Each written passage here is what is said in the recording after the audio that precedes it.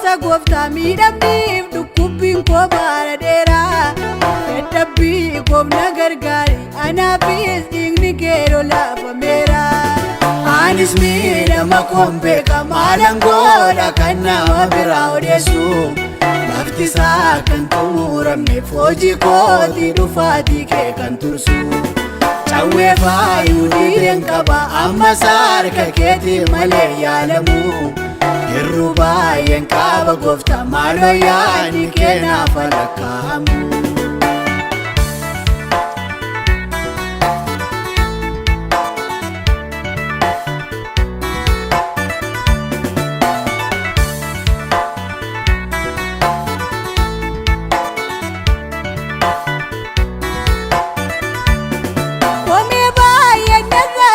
Fayyina ormaa miila wangeelaan taane maalitaan ga'umsaa qaba dubbiin keessa kootti jangooranne baay'een gaara kolaalanii jireenya wangeelaan irraa dhabanii isa kana dhalee yonkoo baay'oonni sababii koo gufatanii.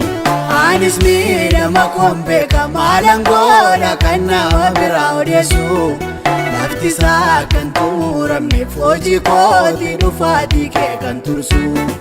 Cawwee faayuu dhiireen qaba ammas harka keetii malee yaalamu. Yeroo baay'een qaba gooftaa maaloo yaadni kee naaf lakkaa'amu.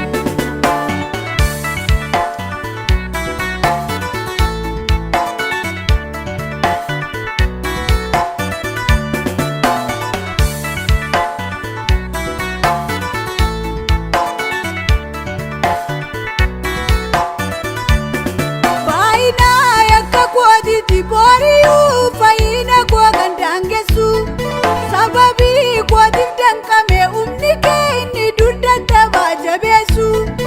Oda namoonni fayyanii ana taa'e namaaf dhagaa gufannaa hir'ina koofna gargaari orma miti mudaan hojii kee ana.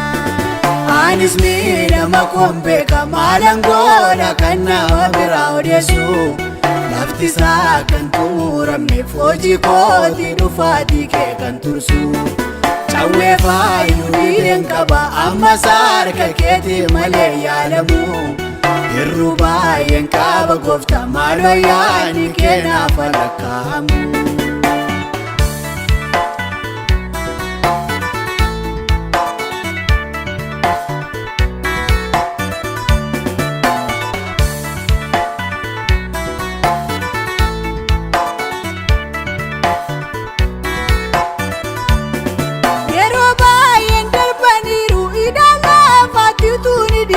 Si wajjin deddeebi'eera madaagaara kootti utuun fayyini daa'imman deddeebi'uun koo namiidhee bara koo fixee karaatti namaarii maaloo yaabbaa koo ana baanii agartuu ija kooti.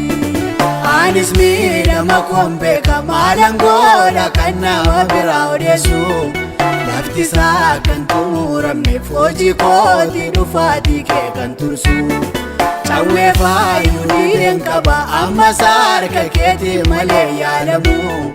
Yeroo baay'een qaba gooftaa maaloo yaadni kee naaf lakkaa'amu.